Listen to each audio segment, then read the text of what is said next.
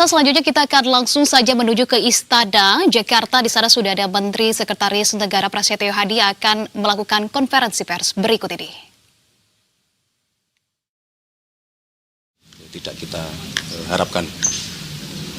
Di satu sisi kami juga pemerintah dalam hal ini menghormati proses hukum.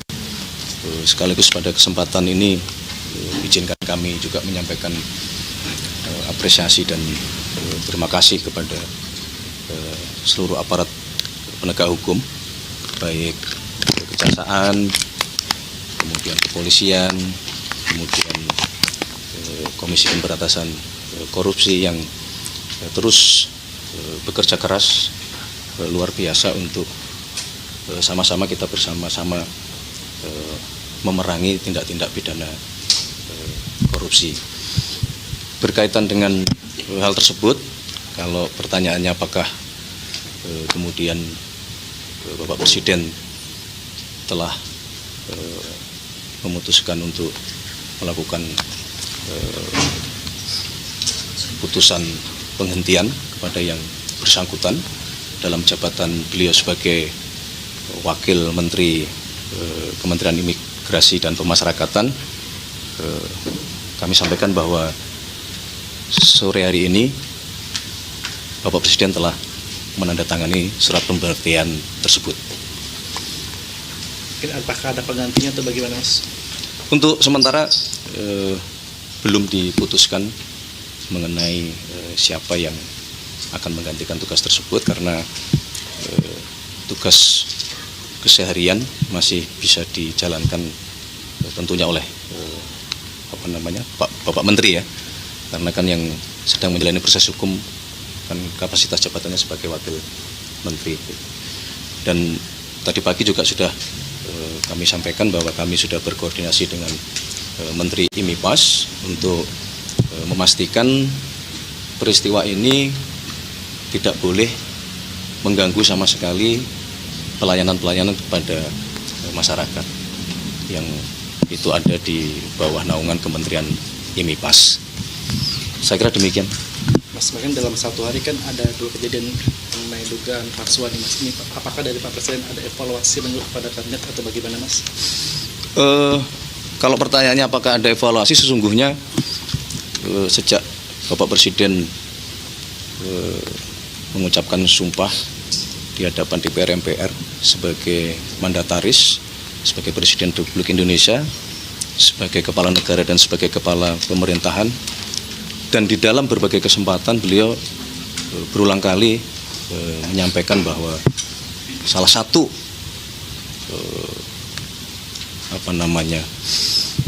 yang harus kita pastikan semuanya adalah kita harus perang melawan korupsi. Dan di dalam berbagai kesempatan beliau selalu menyampaikan bahwa mari kita semua menyadari hal tersebut, membenahi institusi kita masing-masing, diri kita masing-masing. Itulah yang makna selama ini beliau selalu mengingatkan kepada kita semua. Nah, artinya ya kenapa kemudian kita cukup prihatin karena dalam 2 hari ini ada 2 kejadian yang berkenaan dengan tindak pidana korupsi. Untuk Bu Landik, soal rupiah di tengah rupiah semakin melemah dan IHSG juga masih gonjang-ganjing, itu Mas, apa yang akan dilakukan oleh pemerintah? Apakah sampai mengevaluasi menteri atau seperti apa, Mas? Berkenaan dengan masalah rupiah, kami pemerintah dalam hal ini Kementerian Keuangan, kemudian Bank Indonesia, kemudian juga Otoritas Jasa Keuangan terus berkoordinasi secara intens untuk terus memonitor dan kemudian melakukan langkah-langkah. Tetapi yang pasti bisa kami sampaikan bahwa kita harus yakin bahwa sesungguhnya fundamental ekonomi kita yang tergambar dari pertumbuhan ekonomi, kemudian dari inflasi yang masih terjaga, insya Allah sesungguhnya kita memiliki fundamental ekonomi yang cukup kuat. Terkait dengan agenda Presiden di Danantara, Mas, tadi siang mobilnya terpantau masuk di gedung Danantara, itu apa sih, Mas, yang dibahas? Ya, sebetulnya secara rutin Bapak Presiden kan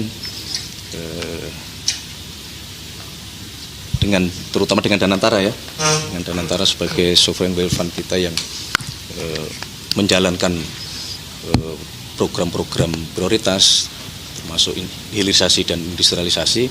Secara rutin beliau memang sering berkunjung ke Danantara.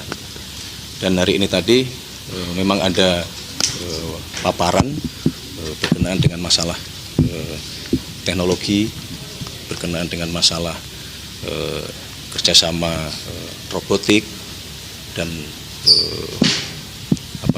bagaimana kerjasama pendidikan terutama STEM dalam rangka kita mempercepat penguasaan teknologi yang kita perlukan untuk kepentingan bangsa kita. Cukup demikian.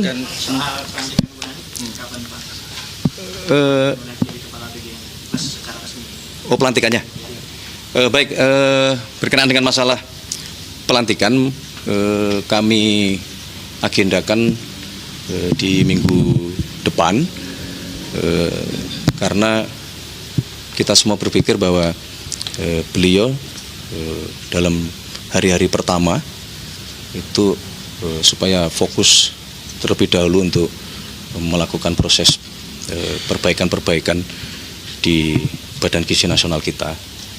Kalau secara administratif, hukum, beliau bertiga sudah sah menjadi pimpinan Badan Gizi Nasional semenjak keputusan Presiden ditetapkan. Yang menjadi pertimbangan guna jadi kepala BGN itu apa? Yang pertama, beliau kan sudah beberapa saat terakhir, beberapa bulan mengemban amanah sebagai wakil kepala Badan Gizi Nasional, sehingga kita meyakini beliau sudah cukup waktu untuk memahami seluruh proses atau kegiatan yang berjalan di Badan Gizi Nasional. Yang kedua, dalam evaluasi dan monitoring, beliau salah satu yang cukup, kalau boleh dibilang, sangat strict, sangat tegas terhadap yang kemarin kami sampaikan, kedisiplinan di dalam menjalankan SOP, kedisiplinan di dalam menjalankan manajemen di Badan Gizi Nasional, kedisiplinan juga di dalam menjaga kualitas makanan yang kita sajikan kepada seluruh penerima manfaat itu. Jadi itu beberapa dasar pertimbangan untuk kita minta ke beliau, yang kemudian dibantu oleh dua wakil yang baru untuk sesegera mungkin melakukan perbaikan-perbaikan dan pembenahan-pembenahan.